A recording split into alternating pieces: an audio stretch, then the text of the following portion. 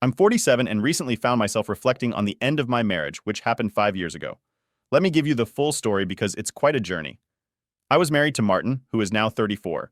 We were together for almost 6 years and married for 2 of those years. Unfortunately, our marriage hit a really rough patch right after our second anniversary. Here's what went down. Martin came to me one day and confessed that he had been having an affair with one of his coworkers for a few months. He told me this right after our anniversary, which made the betrayal feel even worse. He said he wanted to come clean because he hoped we could work through it and give our marriage another shot. For him, confessing was a step towards mending things. However, for me, hearing about his affair was the breaking point. There was just no way I could look past such a betrayal. It completely shattered any trust and respect I had for him, and I knew then that our marriage couldn't be salvaged. I asked him to move out, and we proceeded with the divorce. The divorce proceedings were relatively straightforward, at least in terms of logistics. I ended up keeping the house, and Martin, well, he quickly moved on, way too quickly for my liking. Just a couple of weeks after our divorce was finalized, he married the coworker he had the affair with. It felt like a double blow, not just that he moved on, but he seemed to completely disregard our years together with such haste. Then, they both moved to Philadelphia, which, in a way, was a relief for me. It meant I didn't have to bump into them or deal with awkward encounters around town. Since then, Martin and I haven't spoken or seen each other, and honestly, I'm pretty okay with that. It's given me space to heal and move on from that chapter of my life. But here's the thing. The affair didn't just ruin my marriage, it also messed up my relationship with my brother, and I'll tell you how. So my younger brother, Nick, 34 male, was pretty close with Martin. They were part of the same friend circle in college, and that's actually how I met them in the first place. But regardless, I had expected Nick to take my side when we were getting divorced. In spite of their friendship, Martin had cheated on me, and Nick was my brother, so it was natural for me to expect him to understand where I was coming from and be there for me. But when I told my family that I was getting a divorce from Martin because of his infidelity, to my surprise, I found out that Nick already knew about the divorce since Martin had told him about it. His advice to me was that I should stay with Martin and try to work things out because the guy really wanted to make our marriage work. I was shocked that he would even suggest something like this, and I told him that I was not going to stay with him no matter what. I also expressed that I was very disappointed that he was still choosing to stay in touch with Martin in spite of what the guy had put me through, because I was quite torn up about the divorce and the affair when I found out about it. So I had expected him to cut Martin off. However, we ended up getting into a fight over that because Nick thought that it was rather unreasonable for me to expect something like this out of him, because him and Martin have been friends for a really long time, and it was not his fault that we had chosen to get together, get married, and now we were getting divorced. He said that he would like to stay out of all of this and retain his friendship with Martin, as well as continue having a good relationship with me. I don't know if I was right or wrong, but I thought that it was a very diplomatic stance to take, and I told him that that was not going to fly with me. I made it very clear to him at the time that he could either pick Martin and continue to be in touch with him, or he could have a relationship with me. His sister and I had obviously expected him to pick me because he and I have been very close growing up. So I was not okay with my brother having any sort of contact with my ex-husband, and I made that very clear to him. To my surprise, he ended up choosing to remain friends with Martin and said that I was being unreasonable. He said that I was being petty and immature, and so he thought that it was better for him to stay around people who actually valued him and were not going to make him choose between people who were both special to him just to flatter their ego like I was apparently doing. I was very disappointed when that happened, and since then, I have also had no contact with Nick because he really let me down then. He even attended Martin's second marriage with his affair partner, which was the final nail in the coffin. 5 years passed, and so far, I have never spoken to him. Our parents have tried their best to get us to reconcile, but both of us are pretty clear on where we stand. I do visit my parents on the holidays, and he does as well. We do see each other at other family events like weddings and stuff, but we never speak to each other. I don't even have anything to say to him. I keep hearing from my parents about the important things that go on in his life, the milestones and whatnot, so I know that a couple of years ago he started his new graphic design business. Until then, he had been a freelancer and had been doing pretty well for himself. So he decided to start his own business with a couple of his other buddies. It's been 3 years, and from what I heard from my parents, they have been doing decent enough. I thought it was good for them. But then, a couple of days back, I received a phone call from my parents saying that Nick was in a lot of trouble and that they needed me to help him out now. Apparently, Nick had not been entirely truthful with them about how well his business was doing, and now he was drowning in debt and had even been evicted from his apartment since he hadn't paid the rent in the last 6 months. So now he had nowhere to go. And unlike his friends, he was too proud to just move back in with his parents or even ask them to cover his rent. I don't know what to say to that. I just told him that it was really sad for him and I wish I could help because I thought that's what they wanted me to say. But other than that, I had nothing else. And then they said that maybe I could help him out by letting him live with me instead. As of now, he has no apartment and has been staying with his girlfriend, but she lives with the roommate. So he can't live with them for longer than a couple of weeks, and 1 week has already passed. So he needs to find the place quickly, at least temporarily, so he can just stay there for a couple of months until he's able to get back on his feet. Now, apparently they had offered to let him stay with them, but he had refused, saying that he was not going to move back in with his parents after living apart from them for so long. They also offered to give him money so he could survive on his own, but he had refused that as well. So now they were reaching out to me to help him out. I made it very clear to them that I was not going to reach out to him, since we hadn't spoken in 5 years. And not only would it be awkward, but it was also something that I wasn't interested in doing. I had enough on my plate already. I don't feel the need to take on somebody else's problems as well. They insisted that I was the only person who could talk to him and make sense and maybe take my help if I offered it, because he and I used to be really close. So I reminded them that we used to be close, but they're not exactly on speaking terms anymore. And I tried to explain to them that if he had refused to take help from them, it was very unlikely that he would accept it from me. But my parents were just not ready to hear me out and kept insisting that I should reach out to him and offer him my help. So ultimately, I had to be very firm. And then I told them that I was not going to talk to him, and that was my final decision. Then they started getting all whiny and manipulative on the call, and said that I was being very selfish and that I needed to think about my brother instead of being egoistic. Apparently, according to them, my ego had already ruined our relationship once, and I was about to let it happen again by not even bothering to talk to him when he was at his lowest. They think that talking to him would make a lot of difference because when we used to be on good terms, he used to idolize me.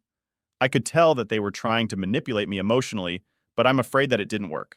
Am I the a-hole for not reaching out to my brother and offering him my help? Update 1. Okay, so I thought about it and I decided against reaching out to my brother. I did some thinking, spoke to a couple of friends, read the comments on my post, and everybody was of the same opinion that what my brother had done in the past was incredibly wrong and disrespectful. And so I did not owe it to him to reach out and help him out when he hadn't even asked for it.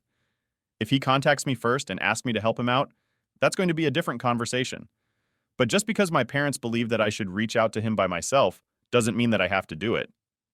It's been 4 days since I last spoke to them, and this morning I called them up to let them know about my decision. Every single day since I put up my original post here, they had been calling and texting me to ask me if I had spoken to Nick yet or not. And today, I finally had to tell them to back off because I was not going to do what they had asked me to.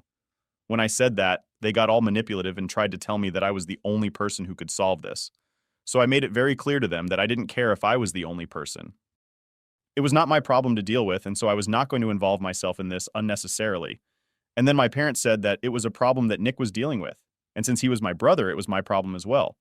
Apparently, they believe that since we are family, we should all treat each other's problems like our own issues and deal with them accordingly.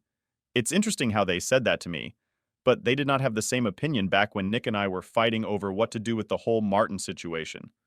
By their logic, if Martin had cheated on me and then was causing havoc in my life, Nick should have immediately cut Martin off because it should have been his problem as well. So it doesn't make sense for them to apply these newfound morals to me, but not to him. I even brought these things up with them to ask why they did not have the same opinion when I was going through something and they had no answer for that. So instead they said that I was twisting their was and that I was just looking for an excuse not to help my brother out. And it was extremely selfish and disgraceful. And that's when they did not have anything for themselves on Nick and were just trying to make me look like the bad guy. So I told them that I was fine with doing selfish and disgraceful things. But for now, I have made up my mind, and I told them to stop bothering me. I thought that it would be the end of the conversation, and I was about to hang up as well. But then, my mother said something, and that really pissed me off. She said that she had always known that I had a massive ego, and that was probably what was a failing in their own parenting skills. But she had never expected me to turn out to be so heartless and sad that maybe Nick was right for choosing Martin over me. Everybody knows that. That's my sore spot. And I really don't like people bringing that up. So I knew that she had chosen to bring it up on purpose because she wanted to hurt me by what she said, and she has succeeded. It really pissed me off. I was very upset when I heard that. So I immediately forgot about hanging up and confronted her about what she had said. I literally yelled at her because I had lost my temper and said that she had no right to say things like that when she knew very well that what had happened with Martin and Nick was not right. There was just no justification for it. And she tried to defend herself by saying that she knew that what Nick had done back then was wrong. But judging by the way I was acting now, she was forced to think that maybe it was the right choice to make in the long run, because clearly I was too selfish to think about anybody but myself. It was so frustrating to even have that conversation with her because they were so blind and idiotic. But I was so angry at that moment that I didn't even realize it was pointless to argue with them. I just wanted to get all the anger out of my system and keep yelling at them until they admitted that they were wrong for what they had said. So we kept arguing for almost 15 minutes. My parents kept calling me selfish, and I said that they were disrespectful and only cared about my brother, but not my feelings. At the end of the argument, I just told him that I never wanted to speak to them or hear from them ever again, and I was done. Then I finally hung up and I blocked their phone numbers immediately. And since then, I've been trying to calm down. But it's very difficult because I've been so riled up since that conversation. I texted a couple of my friends to vent about my feelings, and they said that I was right to block them, and that if they tried to contact me again, I should just not respond to them because they have made their priorities very clear. And I don't need to entertain any of this anymore. I have a life of my own problems of my own, so I should just focus on that. And I guess I'm going to do that now. I have given enough time and energy to these people way more than they deserve. Update 2. So it's been a week since I lost my parents, and since then we have not had any contact. I assumed that they would quit and not bother me anymore after I had blocked them and made it so clear to them that I was not going to give them what they wanted. But today, after I came back home from work, I saw that my parents had pulled up to my house and were waiting outside. I've had a long day at work and had been swamped, so I was pretty exhausted and I was in no mood to deal with any of this. So as soon as I pulled up to the front of my house, I homed twice and I told them to get out of here, or I'd call the cops on them for trespassing. Instead of leaving, they came up to my car and said that they wanted to speak to me. And they were really not in the mood to fight with me right now. So I just needed to give them some time and come out instead of acting like this. I was exhausted. I really was not in the mood to discuss anything to do with Nick right now. So I really wanted them to leave, and I promised that I would unblock them and speak to them later. But right now, I needed my space and time. But then, they told me that Nick had moved back in with him because right now he had no choice. His girlfriend had made it very clear that she could not let him stay with her for more than 2 weeks, and 2 weeks had already passed. So he had tried to speak to her and get her to extend it, but she told him that her roommates were not fine with this, so he needed to leave since she had made a promise to them that she would not let him live with him for more than 2 weeks. And this was only temporary. But after that, if he continued to stay with her, he would have to split the rent and cost of everything else with them, since she couldn't just allow him to live with them for free just because he was her boyfriend. And they got into a fight over that because Nick thought that she was being unreasonable, and that she should have been more considerate about his position since he was having to shut down his business and did not have a source of income right now. So now he can't even go back there anymore. Again, it was sad, but it had nothing to do with me. So I told my parents I was still not going to talk to him and let him live with me, if that's what they were here for. So they told me that that's not why they were here. They were here to actually ask me for financial help, because now that Nick had moved back in with them, they were going to have to cover the cost of everything. And both of them were retired, so they couldn't afford to exactly support him without worrying about their own future. And they do not want to overexert themselves, so they were asking me to help them out financially. They said that I wouldn't even have to speak to Nick. I just had to give some money to them for the next couple of months until Nick was able to get back on his feet. This time, they expected me to agree without much of a fuss, since they said that they had done a lot for me over the years and had raised me to be capable enough to do well for myself right now. So I owed it to them to help them out when they were asking for it. I did not want to say anything. So I said that I had to think about it and let them know, because right then I was very tired from work, and I was not going to make a decision that very moment. I thought it was pretty reasonable to ask for some time to think because what they were asking from me was a big deal. For starters, I didn't even know what kind of amount I would have to send every month. And on top of that, there was no telling when or even if Nick would be able to get back on his own to feed soon enough. So I needed to think about this before I made any commitments, and I needed time for that. But instead of giving me that time and respecting what I had said, they decided to stop pressuring me right there. I was literally sitting in the car and they kept saying that I had to do this. I owed it to them and stuff. And that was pissing me off more and more. So I got out of my car and I told them that I had had enough of their BS and they had to clear out or I would really call the cops. They thought that I was bluffing and said that they knew I was not going to do anything of the sort. So I told them not to test me and I gave them one final warning, but even then they did not leave. So I whipped my phone out and called the cops like I said I would. I did it right in front of them, and the look of shock on their faces was worth seeing. Then they were so stupid that instead of just leaving and saving themselves, they decided to stand there and argue with me until the cops came and had to drag them off. Anyway, it's over now. I'm keeping them blocked. I have also spoken to my lawyer, and I think that we are going to have to file for a restraining order against them because things are getting out of hand. I can't deal with this again and again. Update 3. Hi. So a couple of days back, I had my parents show up at my house and I said that I was going to file for a restraining order. Yesterday, I finally spoke to my lawyer and we decided that we were going to go ahead with it. And today we filed a petition. I honestly hope that I'm able to get the protective order against them because what they've been doing is getting out of hand. I had blocked them quite some time ago, so they couldn't exactly contact me normally. And that's why I guess they decided to harass me in other ways. I don't exactly know how they managed to do it. They probably paid somebody or something, but ever since I called the cops on them, things have been going pretty weirdly that day, so nothing really happened. But the next day I started receiving calls from a bunch of numbers, and I answered the phone calls a couple of times.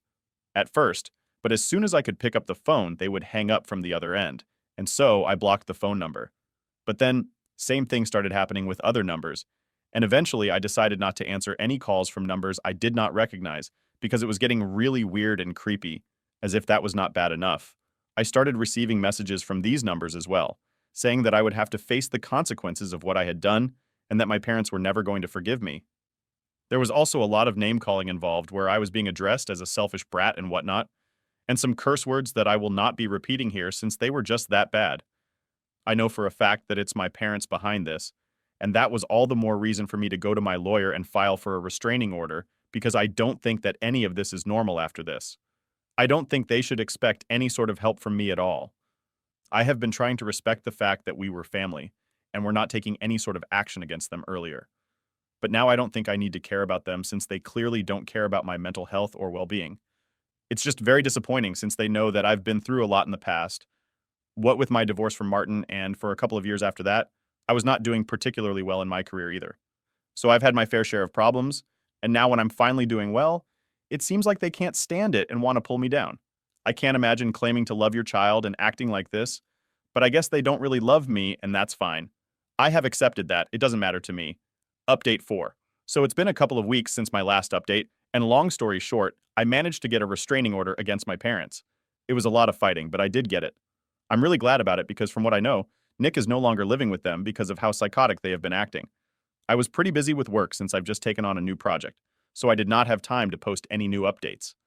Anyway, after my parents were served, they could not contact me because it would be too dicey, especially after everything that they had already done. So I guess they decided to talk to Nick about it, and he was the one who contacted me. I had never blocked him.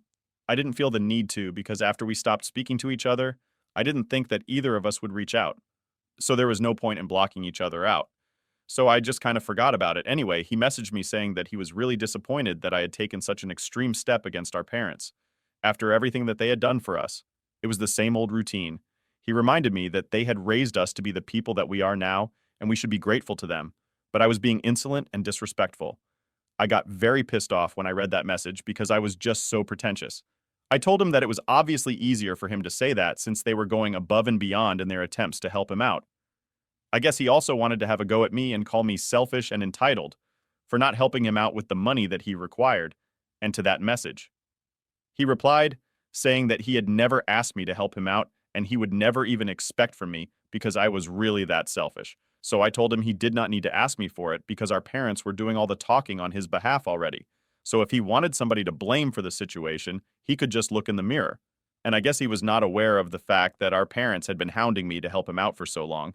Because when I sent that message, he immediately called me up and I answered the phone because I really just wanted to talk about this and get it over with. So he asked me what I was talking about because he did not recall telling our parents that he wanted any sort of help, and I told him about everything that had happened, and he hung up abruptly as soon as I was done. I sort of knew that Nick probably wouldn't have known how our parents had been hounding me and disturbing me all this while. So I decided to bring it up with him on purpose. And after that, I did not hear back from him. but I heard from other people in the family that apparently Nick had moved out of the house and was now living with a friend of his instead of his parents, because he had realized that our parents had been asking me to help them with money so they could help him out.